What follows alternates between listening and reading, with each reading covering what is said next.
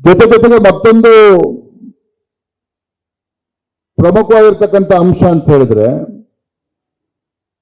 ಕೇಂದ್ರದ ಮಂತ್ರಿಮಂಡಲದಲ್ಲಿ ಮೋದಿಜಿಯವರ ಕ್ಯಾಬಿನೆಟ್ನಲ್ಲಿ 25ಕ್ಕೂ ಹೆಚ್ಚು ಮಂತ್ರಿಗಳು, ಕೇಂದ್ರದ ಸಚಿವರು ಒಬಿಸಿ ಮೋರ್ಚಾ, ಒಬಿಸಿಗೆ ವರ್ಗಕ್ಕೆ ಸೇರಿರ್ತಕ್ಕಂಥವ್ರು.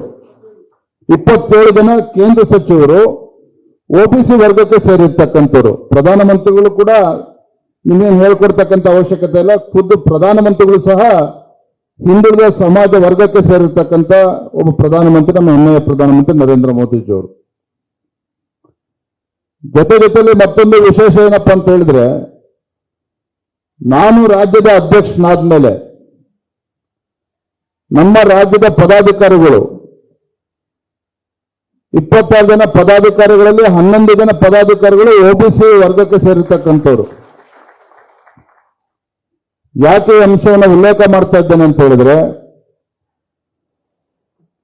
ಭಾರತದ ಅಭಿವೃದ್ಧಿಯ ದೃಷ್ಟಿಯಿಂದ ಆಗಲಿ ಅಥವಾ ಭಾರತೀಯ ಜನತಾ ಪಾರ್ಟಿ ಇಷ್ಟು ಎತ್ತರಕ್ಕೆ ಹೋಗೋದಕ್ಕೆ ಕಾರಣೀಭೂತರು ಯಾರಪ್ಪ ಅಂತ ಹೇಳಿದ್ರೆ, ಅಥವಾ ಅದರಲ್ಲಿ ದೊಡ್ಡ ಪಾತ್ರ ಇರ್ತಕ್ಕಂಥ ವರ್ಗ ಯಾವುದು ಅಂತ ಹೇಳಿದ್ರೆ, ನಮ್ಮ ಹಿಂದುಳಿದ ವರ್ಗ ಸೇರಿರ್ತಕ್ಕಂಥ ಎಲ್ಲ ಪ್ರಮುಖರು ಕಾರಣ ಅಂತಕ್ಕಂಥದ್ದನ್ನ ಈ ಸಂದರ್ಭ ಉಲ್ಲೇಖವನ್ನು ಮಾಡ್ತಾ ಇದ್ದೇನೆ.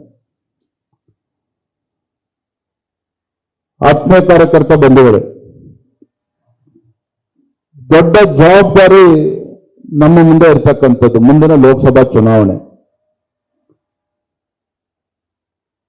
ಮುಂದಿನ ಲೋಕಸಭಾ ಚುನಾವಣೆ ನಮ್ಮ ಪ್ರಧಾನಮಂತ್ರಿಗಳು ಯಾವ ರೀತಿ ಕಳೆದ 10 ವರ್ಷಗಳಿಂದ ಒಂದು ಕೈಂಕರ್ಯವನ್ನು ತೊಟ್ಟು, ನಾನು ದೇಶದ ಪ್ರಧಾನಮಂತ್ರಿ ಅಲ್ಲ, ದೇಶದ ಒಬ್ಬ ಪ್ರಧಾನ ಸೇವಕ ಅನ್ನೋ ಭಾವನೆಯಿಂದ ಯಾವ ರೀತಿ ನಮ್ಮ ಪ್ರಧಾನಮಂತ್ರಿ ಒಂದು ದಿನವೂ ಸಹ, ಮತ್ತೊಮ್ಮೆ ಹೇಳ್ತಾನೆ, ಈ ದೇಶದ ಪ್ರಧಾನಮಂತ್ರಿಯಾಗಿ ಒಂದು ದಿನವೂ ಕೂಡ ವಿಶ್ರಾಂತಿಯನ್ನ ಪಡೆದುಕೊಳ್ಳದೇನೆ ದೇಶದ ಅಭಿವೃದ್ಧಿಗೋಸ್ಕರ ಹಗಲು ರಾತ್ರಿ ಶ್ರಮವನ್ನು ಹಾಕ್ತಾ ಇರ್ತಕ್ಕಂಥ ಪ್ರಧಾನಮಂತ್ರಿಗಳು ಈ ಭೂಮಿಯ ಮೇಲೆ ಯಾರ್ಯಾರು ಒಂದು ದೇಶದ ಪ್ರಧಾನಮಂತ್ರಿ ಇದ್ದಾರೆ ಅಂತ ಹೇಳಿದ್ರೆ ಅದು ನಮ್ಮ ಹೆಮ್ಮೆಯ ಪ್ರಧಾನಮಂತ್ರಿ ನರೇಂದ್ರ ಮೋದಿಜಿಗಳು ಮಾತ್ರ. ಯಾವತ್ತೂ ಕೂಡ ಒಂದು ದಿನ ರಜೆ ತೆಗೆದುಕೊಳ್ಳಿಲ್ಲ, ವಿಶ್ರಾಂತಿ ತೆಗೆದುಕೊಳ್ಳಿಲ್ಲ. ಎಲ್ಲಿವರೆಗೂ ಅಂದ್ರೆ ಸ್ವತಃ ಅವರ ತಾಯಿ, ಈ ಪುಣ್ಯಾತ್ಮನನ್ನ ಹೆತ್ತಂತ ತಾಯಿ ಅವರಿಂದ ದೂರ ಆದಾಗ, ಜಗತ್ತಿನಿಂದ ದೂರ ಆದಾಗ ಪ್ರಧಾನಮಂತ್ರಿಗಳು ಹೋಗ್ತಾರೆ,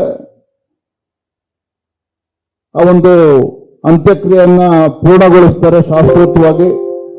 ಮರುಕ್ಷಣ ದೆಹಲಿಗೆ ಬಂದು ಪ್ರಧಾನಮಂತ್ರಿ ಕಚೇರಿಯಲ್ಲಿ ಕೂತ್ಕೊಂಡು ಅವರ ಕರ್ತವ್ಯವನ್ನು ಮಾಡ್ತಕ್ಕಂಥ ಕೆಲಸ ನಿರತರಾಗ್ತಾರೆ. ಅಂದ್ರೆ ಹೀಗೂ ಒಬ್ಬ ಪ್ರಧಾನಮಂತ್ರಿ ಇದಕ್ಕೆ ಸಾಧ್ಯನಾ?